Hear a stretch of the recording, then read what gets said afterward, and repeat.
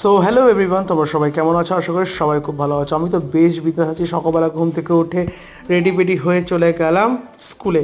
আর আজকে খাওয়ার ভিডিও করতে ভুলে গেছি। দুপুরবেলা রুমে এসে দেখি ভাত, কুয়াশার তরকারি, তার সাথে ছিল পাবদা মাছ, আবার সর্ষে বাটা দিয়ে। এটা আমার দুর্দান্ত লাগে। তার সাথে পাবদা মাছের পাতলা ঝোলও ছিল, বা দুই ধরনের আজকে পাবদা মাছের আইটেম ছিল।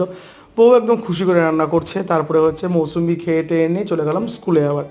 তারপরে বিকালবেলায় কি মনে হলো একটু যাই, একটু হাঁটাহাঁটি করে আসি। হাঁটাহাঁটি করতে বিশ্বদ্বীপের দিকে গেলাম। ওটাই একটা অপশন আমাদের কাছে, হাঁটাহাঁটি করতে যাওয়ার। আর এদিকে আমার স্কুলের পাশে নদীটা দেখো, জল মোটামুটি একদম ক্লিয়ার জল হয়ে গেছে।